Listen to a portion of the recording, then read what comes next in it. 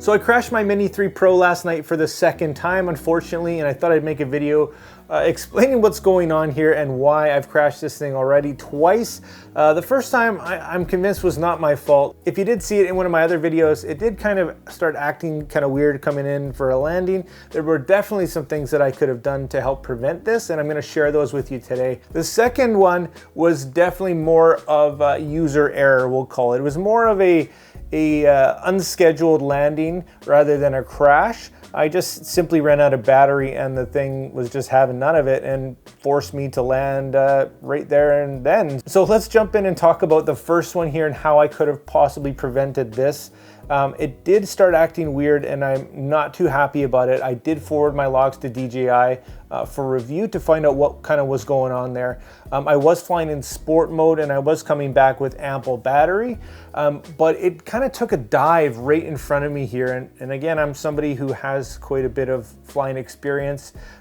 So it just kind of started going wonky on me, and I'm not convinced it was completely my fault, but again, new drone, new controller and stuff, you know, I'm happy to take some of the blame for that, but hopefully I hear back from DJI shortly about that. But in terms of what you can do to prevent crashing your drone, or at least help diagnose if something does go wrong during the flight process, one, you can screen record. And all you have to do is just bring down your little screen if you do have your RC controller. If you don't have this controller, you can record through maybe a third-party app right on your phone. But I always recommend having that going so that you can see what you did wrong, so you can learn from that.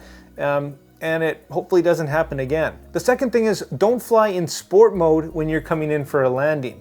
Now, of course, when you are flying in sport mode with this drone, you do not have access to the sensors, which can obviously be a little bit problematic if you're running low on battery and you're trying to get somewhere fast. So definitely throw that into your normal mode to activate those sensors for you and to have less of a chance of crashing.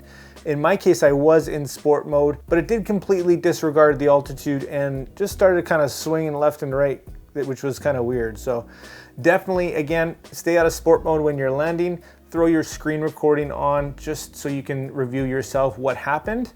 And of course, you might just want to keep the drone recording if you are shooting video to kind of get a different perspective, because at this point, the screen recording on the RC controller is still just terrible, terrible resolution.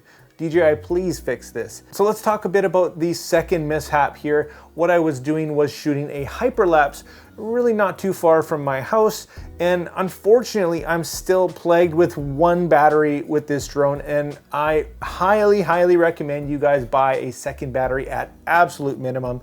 I'll be picking up the Fly More combo when it's in stock and shipping finally here in a few days or weeks or whatever it is, but it's just horrible to have one battery. I go out for 22 to 25 minutes at a time, fly this thing, and then I got to go home and charge it and repeat this process over and over. It's not a ton of fun, especially if you drive anywhere or you're out and you want to get some different shots. Well, you're very limited. So I'm literally trying to pinch every little percentage of battery out of this drone. And there are a few settings, like for example with this hyperlapse, where you can pick your waypoints, but you actually have to go and fly that route first and then come back to the beginning and start it. And well, that takes up a lot of that precious battery right there. So what happened here, unfortunately, was I just pushed it too far and I didn't realize I was a little bit further away than I should have been. And yeah, it decided that it was not having it and decided to land right there on the side of the road. I kind of panicked and didn't look for any landmarks and did kind of end up running around looking for this thing, but I was able to use the last few percentage of the controller and the drone to help me find my drone, which is a really cool feature from DJI. It's basically going to use the GPS and guide you right toward where your drone was last. But when it is coming down at about, let's call it 8 to 10% battery, when it is gonna force you to land, I really recommend you guys to just not panic and just look for the safest place to put that thing down. In my case, I did have kind of a road nearby. I didn't want to land on the road, so I landed just beside the road in some grass where I knew it wouldn't be a huge impact, and it turned out it was just fine. But again, the stress and going to find it and parking on a busy road, yeah, it was not fun. So I hope you guys can learn from my mistakes here, and the second time this thing goes down, yeah, the second one was 100% my fault, but if I do figure out something, whatever happened to the first one, I will let you know. And I have heard a few other people have similar experiences where it just kind of takes a dive sometimes. So hopefully we get that figured out.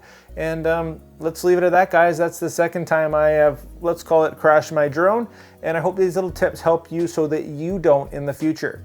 If you like this video, guys, consider hitting that like and subscribe button, join the community. If you want to pick this drone up if you're on the fence about it, well, now you know that it's decently durable as well. Make sure you check out my full in-depth review on this drone coming up here pretty quick. Check the affiliate links down in the description if you did want to pick it up. And like always, guys, make mistakes, be yourself, and get out there and take some more pictures. See you next time.